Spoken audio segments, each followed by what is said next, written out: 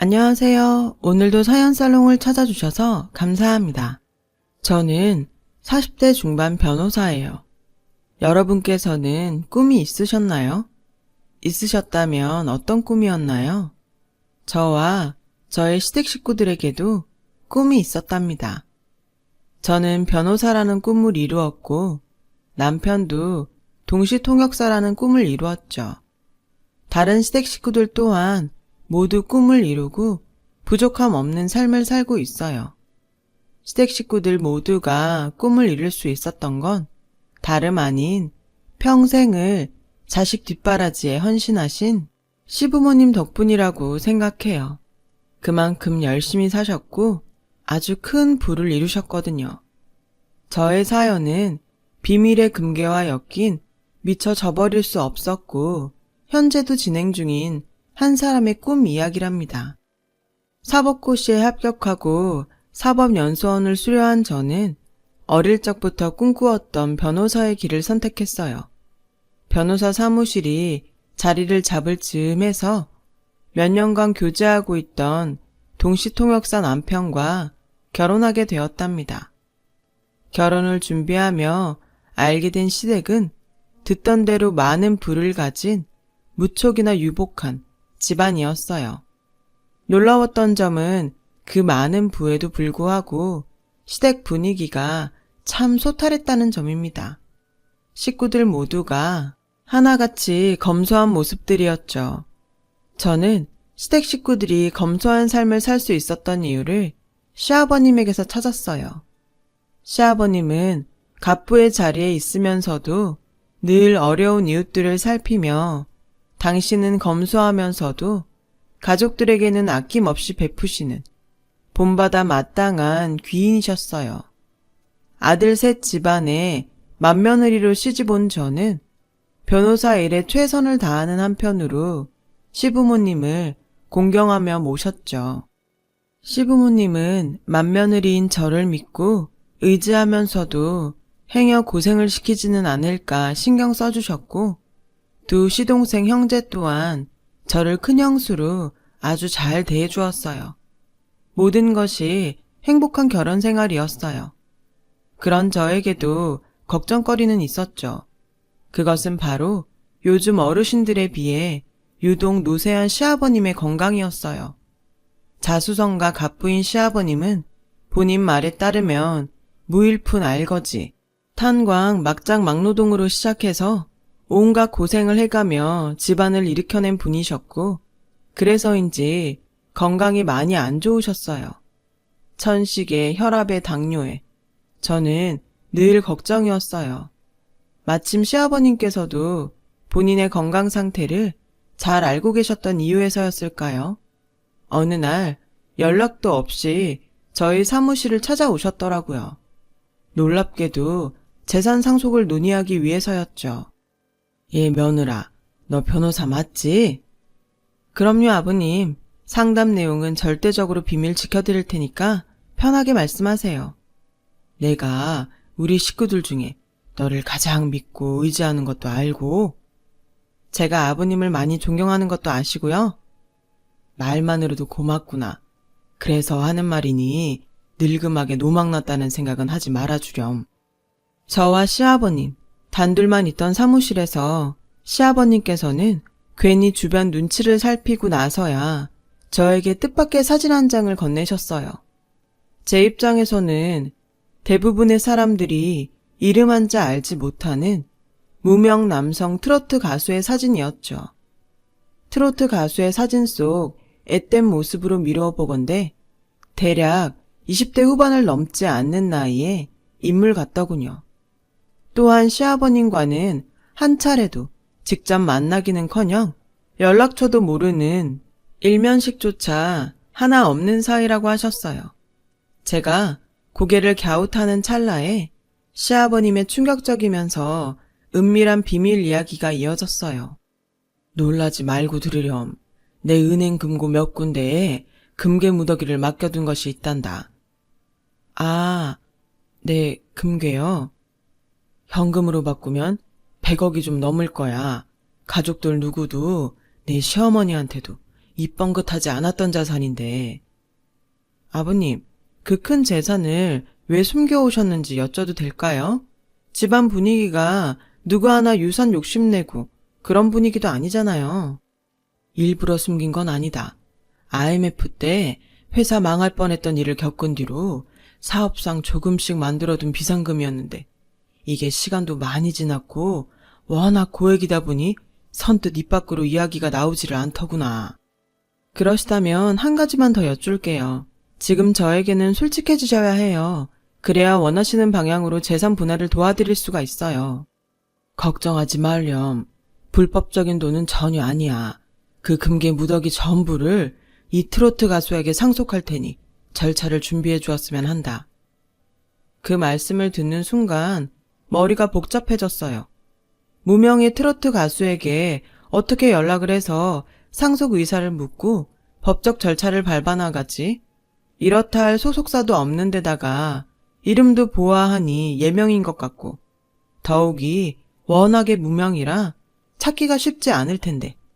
아니, 그보다 아무리 시아버님 재산이고 아무리 주인인 시아버님의 뜻이라지만 이렇게 하는 것이 맞나?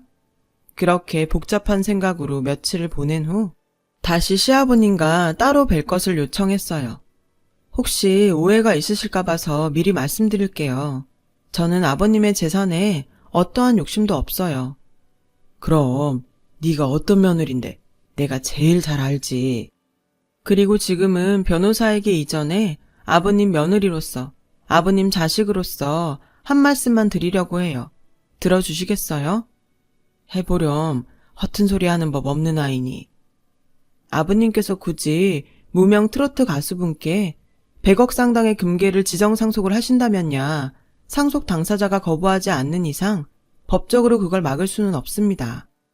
순간 노세연 시아버님의 얼굴에 화색이 돌더군요. 그러나 죄송하게도 저는 말을 멈출 수가 없었어요. 그래도 아버님, 이건 시어머님과 평생을 함께 일군 재산이잖아요. 시어머님께서 든든하게 뒷받침해 주신 덕분에 모을 수도 있었던 재산이잖아요. 그러니까요, 아버님. 내 시어머니에게 상속을 하는 것이 맞다. 그런 말이니? 최소한 시어머님과 상의라도 한번 해본 다음에 결정을 하시는 쪽이 도리에 맞지 않은가 하는 것이 저의 의견이에요. 예끼, 내가 그동안 너를 잘못 본 모양이구나. 자식이라면서 부친 마음도 몰라주고. 일단 진정하시고요, 아버님. 일 없다. 내 다른 변호사 알아보마. 난생 처음 마주한 시아버님의 역정내는 모습에 저는 고개를 숙일 수밖에 없었어요. 거듭 말씀드리지만 100억 넘는 금괴? 진정 욕심 하나 없었습니다. 다만 변호사로서의 자아와 자식 며느리로서의 자아가 충돌했을 뿐이죠. 변호사의 자아는 시아버님의 뜻대로 무명 가수에게 금괴 상속 절차를 밟아야 한다 주장했고, 며느리의 자아는 시어머님과 함께 일군 재산인 만큼 시어머님과의 논의가 필요하다는 생각이었죠. 물론 가족들에게는 아버님의 비밀을 철저히 지켜드렸어요. 그것이 제가 시아버님께 지켜드릴 수 있는 마지막 신뢰였으니까요. 하지만 시아버님의 비밀은 오래지 않아 스택 식구들 모두가 알게 되었어요. 가족들 몰래 은행 금고에 넣어둔 금괴가 있다는 사실부터 그 금괴를 혈연은커녕 실제로 얼굴 마주한 적도 없는 무명 트로트 가수에게 모두 상속하려 한다는 이야기까지 전부요. 시아버님께서 다른 변호사를 찾아 사방팔방 돌아다니셨던 탓이었죠. 다른 변호사들로부터 수임을 모두 거절당하셨고요. 변호사 입장에서는 그럴 수밖에 없겠다 싶더군요. 저야 시아버님의 청렴결백한 됨됨이를 훤히 알고 있었기에 100억 상당의 금괴가 불법적인 재산이 아니라는 말씀을 대번에 믿었지만 시아버님을 잘 모르는 변호사들 입장에서는 섣불리 나서기 어려웠을 테죠. 문제는 그 금액이 너무 컸다는 데 있었어요. 평소 소탈하고 화목했던 시댁 분위기가 100억이라는 소리에 단번에 뒤집혀버리더군요. 시어머님께서는 일면식도 없는 남에게 그 큰 돈을 상속하려 하시는 시아버지를 향해 큰 배신감을 표하셨고, 시형제들은 그런 시아버님을 비난하며 어차피 일면식도 없는 사람에게 줄 거라면 서로 내가 더 갖겠다며 헐뜯기 시작했어요. 시아버님의 생각이 어떤지는 누구 하나 묻지도 따지지도 않은 채 말이죠. 저는 일단 남편부터 다잡으려고 했죠. 당신 지금부터 내가 하는 말 잘 들어? 안 들어도 알아. 뭐? 100억 숫자에 눈 멀어서 동생들이랑 똑같이 행동하지 말라는 거잖아. 당연하지. 나도 당연하지. 어디까지나 아버지 재산이야. 함부로 눈독 들여서도 안 되는 거고 그럴 생각도 없어 난. 이제야 좀 안심이 되네. 고마워. 그리고 다행이다. 집안에 제정신 박힌 사람이 나 혼자가 아니어서. 안심은 나중에 하자. 지금은 아버지가 먼저잖아. 내 말이 당신 혹시 아는 얘기 없어? 아버님한테 무슨 사연 같은 거라도 있다던가. 글쎄, 알잖아. 자식들 걱정시킬까봐 힘든 시절 얘기는 어지간하면 입 밖으로 안 내는 분인 거. 저희 부부는 시아버님의 행동에는 무슨 사연이라도 있는 것 같다는 걱정을 키워갔어요. 그러거나 말거나 100억 금괴를 향한 시동생들의 다툼은 날로 커져갔죠. 이에 충격받은 시어머니께서 실신까지 하시던 날, 가뜩이나 집안이 아수라장이 되어 있는 상황에 또 하나의 비보가 전해지더군요. 노세현 시아버님께서 무명 트로트 가수를 만나기 위해 왕복 8시간짜리 먼 길을 혼자 떠나셨다가 갑작스러운 저혈당 증세를 보이며 응급실에 실려왔다는 소식이었어요. 소식을 접한 모든 시댁 식구들은 곧장 응급실로 향했죠. 다행스럽게도 시아버님은 저혈당 쇼크에서 순조롭게 회복 중에 계시더군요. 그런데 병석에 누워 계신 시아버님을 향해 두 시동생의 막말이 쏟아졌어요. 그 가수가 사실은 숨겨둔 자식이 아니었냐는 둥, 젊은 첩 하나 얹어두고 두 집 살림하는 줄 진작에 눈치채고 있었다는 둥, 차마 자식으로서 입에 올려서는 안 되는 말들이었죠. 이래저래 충격에 휩싸인 시어머니는 시아버지를 향한 원망스러운 마음과 배신감이 가득 담긴 눈물만 쏟아내었을 뿐이었고요. 저와 남편은 일단 그 상황으로부터 시아버님을 떼어놓아야만 했어요. 저희 부부는 두 시동생의 분노로부터 노세현 시아버님을 격리시키기 위해 급히 신혼집으로 시아버님을 모셨죠. 시아버님께서 안정을 찾고 난 뒤에서야 조심스럽게 심리상담을 권했어요. 심리상담사가 저의 친정 막내 동생이니만큼 믿어도 괜찮다는 말과 함께요. 그러나 시아버님께서는 한사코 심리상담을 거절하셨죠. 그러는 사이 시댁골은 말이 아니게 돌아가더군요. 시어머니는 시아버님께서 진짜로 두 집 살림을 하는 것은 아닌지, 혹시나 치매에 걸린 것은 아닌지 하는 걱정으로 알아 누워버리신 데다가 금괴 한 덩이라도 더 가지려는 두 시동생의 다툼이 결국 의절선언까지 번졌거든요. 이대로라면 화목했던 시댁이 언제 풍비박산이 날지도 모르는 일이었어요. 저희 부부는 예전과 다름없이 시아버님을 성심성의껏 모시고 있었죠. 그런 저희 부부에게 감동해서였을까요? 아버님께서 저희 부부를 데리고 길을 나서시더군요. 가슴 졸이며 도착한 곳은 다름 아닌 친정 막내동생의 심리상담센터였어요. 시아버님의 고백의 말은 이렇게 시작되었습니다. 너희는 살면서 꿈이 있었더냐? 그럼요. 저는 꿈 따라서 변호사가 되었고 아범도 꿈을 이루었잖아요. 동시통역사. 그래, 그렇지. 나 때와는 다르게 참 좋은 시절이야. 그래서 난 너희들이 늘 부러웠다지. 아버님, 지금은 늙고 쇠약해진 나에게도 너희처럼 젊은 시절이 있었고 너희 같은 꿈도 있었단다. 어떤 꿈이셨는데요? 노인네가 하는 얘기 듣고서 괜히 웃지나 말려무나. 아버님도 참 저희는 아버님 편이에요.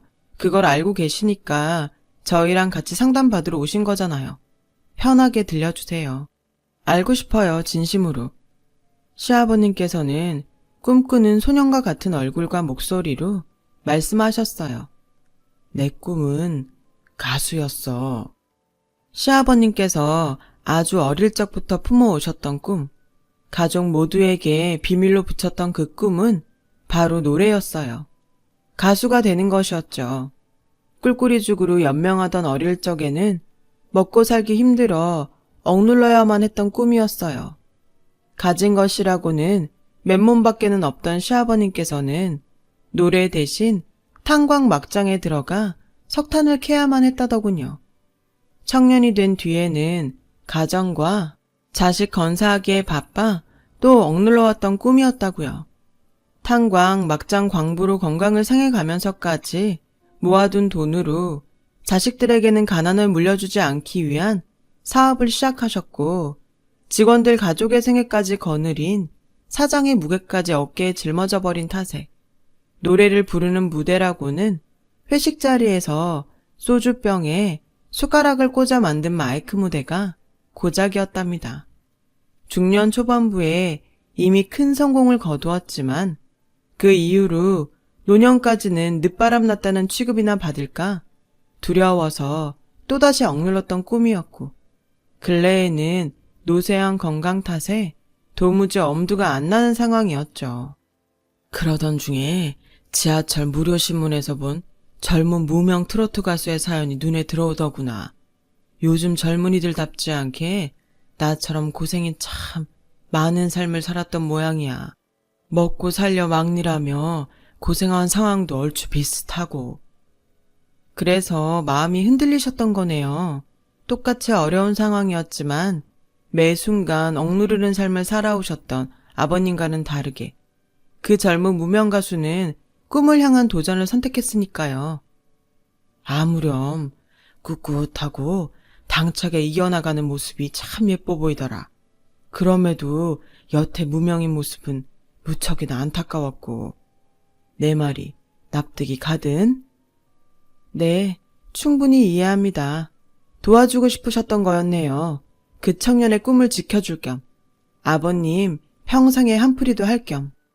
그러니 이제는 내 뜻대로 해주지 않으련 이 100억 금괴를 그이에게 다 주어도 전혀 아깝지가 않다 이 몸은. 아직이요. 아직 부족해요. 돈이 모자라? 아니요. 제일 중요한 말씀을 빼놓으셨다고요. 그래, 이 못난 시애비는 말이다. 평생을 단 한 번도 가수의 꿈을 버려본 적이 없어요. 지금도 가수를 해보고 싶기는 마찬가지란다. 시아버님의 진심을 듣는 순간 저희 부부는 왈칵 눈물을 쏟고야 말았어요. 아버님, 아무 걱정 마세요. 제가 아버님 뜻대로 다 정리해드릴 테니까요. 상담을 마친 저희 부부는 시아버님을 일단 저희의 신혼집으로 다시 모셨어요. 시아버님께서 참 오랜만에 평온하게 잠드신 모습을 확인하고 나서야 시댁으로 향했죠. 시댁에는 저희 연락을 미리 받은 두 시동생들이 도착해 있던 참이었어요. 이번 공격 대상은 저희 부부였어요. 아버님을 자꾸 형수네 신혼집에 모시는 이유가 뭐냐는 둥, 변호사 부인을 얻은 이유가 바로 금괴 때문 아니었냐는 둥, 이런다고 우리가 금괴 한 덩이라도 양보할 줄 아냐는 한심한 소리까지. 정말 그런 도련님들이 아니었는데. 그러면서도 시어머님께서 안방 밖으로 나오는 것을 한사코 막더라고요. 막으면 뭐하나요? 시동생들의 입에서 나오는 험한 말들이 문 너머로 고스란히 들릴 텐데요. 그 광경을 보며 각오를 굳힌 저는 두 시동생들에게 이야기했어요. 잘 생각해보세요. 우리가 얼마나 화목한 가족이었는지, 아버님께서 자식한테 뭐 하나 부족하게 베푸신 적이 있는지, 그리고 지금 두 사람의 행동이 맞는 건지. 맞고 아니고를 떠나서 경우가 그렇잖아요. 형수 같으면 사돈 어른들이 금괴 무더기를 은행 금고에 떡하니 넣어놓고 자식이니 뭐니 나 몰라라 했다는 상황에 속이 안 뒤집히고 백이겠냐고요. 그 금괴가 어떤 금괴인 줄은 알고 하는 말인가요? 어떤 금괴기는? 금괴라는 거 여기 모르는 사람 있어요? 내가 이래서 두 사람은 자식 자격들이 없다는 겁니다. 시끄럽고 제발 좀 빠져주시죠. 며느리면 제3자인데. 어쩌죠? 그게 어떤 돈인지 너무 잘 알게 되어서 도저히 못 빠지겠는데? 그거 아버님께서 평생 가족을 위해 희생한 증거예요. 식구들을 위해 당신의 꿈을 억눌러야 했던 눈물로 쌓은 금괴라고요. 꿈이요? 아버지가? 아니 그 나이에 무슨 꿈을? 말 맞다나 며느리는 제3자 맞죠. 그런 두 사람은 자식 맞기나 해요? 아버님의 속이 골마가거나 말거나 지금 금괴 욕심에 싸움이나 벌여대는 당신들이 진짜 자식이 맞기는 하냐고요. 아버지에게도 아버지의 삶이 있다는 걸 단 한 번이라도 들여다봤더라면 애초에 이런 일이 벌어지기는 했을까요? 뭔데요? 아버지의 꿈이라는 게. 우리 아버님 어릴 적부터 가수를 꿈꾸셨어요. 아니, 지금도 꿈꾸고 계세요. 그래서 쭉 아파하며 사셨고 지금도 아파하고 계세요. 역시나 두 시형제는 시아버님의 꿈을 전혀 몰랐던 눈치였어요. 서로를 향해 눈만 꿈뻑이며 한참을 말이 없더군요. 그 한참 동안 두 시동생의 얼굴에는 참 많은 생각들이 스쳐갔습니다. 시아버님께서 보여주셨던 뜻밖의 상속사건에 대한 이해, 부친의 마음앓이를 미처 가늠하지 못한 자책과 100억에 눈이 멀어 아버지를 향해 분노만 했던 자책이었겠죠. 똑똑히 들어요. 100억 금괴? 앞으로 가족들 누구도 욕심내서는 안 돼요. 아버님 마음이 먼저니까. 앞으로 아버지는요? 걱정 마세요. 아버님은 제가 책임지고 뒷바라지 할 거예요. 며느리 뒷바라지 받을 자격 충분하세요. 말을 마친 저는 안방에 홀로 앉아 흐느끼고 있는 시어머님에게 다가가 꼭 끌어안아 드렸어요. 시아버님께서는 두 집 살림을 하신 것도 아니고 치매를 앓고 계신 것도 아니라고요. 다만 지금은 새 삶을 향한 성장통을 겪고 계실 뿐이고 제가 며느리이자 자식으로서 잘 이끌어 드리겠다고요. 금괴를 향한 두 시동생들의 다툼은 원만하게 종결되었어요. 두 시동생은 누가 먼저랄 것도 없이 예전처럼 돌아갔죠. 좋은 사람들이었거든요, 정말. 시어머님은 시아버지를 향한 모든 오해와 걱정을 거두셨고 저와 남편은 시아버지의 늦가기 꿈, 가수를 위한 전폭적인 지원을 시작했죠. 아버님의 건강을 해치지 않는 선에서 노래를 배우고 즐길 수 있도록 성심성의껏 도왔어요. 그러자 노쇠하던 시아버님의 건강이 차츰 회복되더군요. 아마도 아버님 병색의 원인의 대다수는 마음의 병이었던 모양이다 싶더라고요. 그리고 노래와 함께 더없이 즐거운 날들을 보내던 시아버님께서 어느 날 갑자기 가족회의를 소집했어요. 저에게는 변호사가 아닌 며느리 자식으로 참석하라는 귀뜸과 함께요. 저는 아무것도 모르는 채로 회의에 참석했죠. 지난 일을 겪으며 나도 뉘우친 바가 크단다. 아무리 소가리가 이만저만 아니었다 한들 그 큰 돈을 평생을 함께 일군 부인에게조차 한마디 상의 없이 처분하려고 했던 건 분명한 잘못이었어. 내가 어리석었다. 그런 말씀하지 마세요, 아버님. 가족들 누구도 원망하는 사람 없어요. 이제는 모두가 이해해요. 알지 그럼. 그래서 며느리 너에게는 늘상 고마운 마음뿐이야. 여튼 문제가 되었던 그 금괴는 앞으로 내 꿈을 위한 자금인 셈 치련다. 물론 가족 모두가 동의를 해준다면야. 모든 가족들이 흔쾌히 동의하자 시아버님께서 말씀을 이어가셨어요. 그래, 다들 동의해 주었으니 이제 그 금괴의 상속자는 우리 큰며느리다. 네? 왜, 싫으니? 이래도 되나 싶어서요. 시동생들한테 재산에 눈독 들이지 말라고 해놓고 그 재산을 제가 받아버릴 수는 없는 거잖아요. 저도 재산에 욕심 없기는 마찬가지고요. 그 순간 두 시동생이 저에게 환하게 웃어주었어요. 받아요, 형수. 아버지가 형수 뒷바라지 받을 자격 충분한 만큼 형수도 그 돈 받을 자격 충분해. 대신 우리 아버지 잘 부탁합니다. 자식들이 못 알아준 아버지 마음, 그거 형수가 잘 보듬어 주세요. 형수가 아버지 감동시켰던 모습만 평생 지켜준다면야 오히려 우리가 고맙죠. 가족회의 만장일치로 그 금괴의 주인은 저로 정해지는 분위기였어요. 시아버님은 난처해 하는 저의 손을 잡으며 앞으로의 변치 않을 믿음을 전하셨고, 저는 그런 시아버님의 뜻을 차마 거스를 수는 없었기에 100억 금괴의 상속자가 되었답니다. 그리고 형제들과 다 같이 나누었어요. 그건 제 것이 아니잖아요. 그렇게 지금 시아버님께서는 오늘도 노래와 함께하며 즐거운 날들을 보내고 계세요. 마음의 병이 완치된 덕분인지 건강을 완벽히 회복하셨고, 요즘은 연세에 비해 유독 노쇠하던 모습은 온데간데 없이 20살은 아래로 보일 정도로 정정해지셨어요.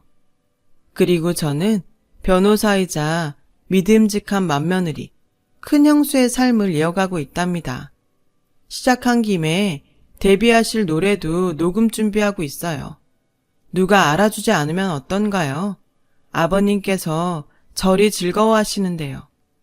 아버님과 가족 모두가 잘 알고 있어요. 시아버님께서 가수 데뷔의 꿈을 이루기는 쉽지 않다는 것을요.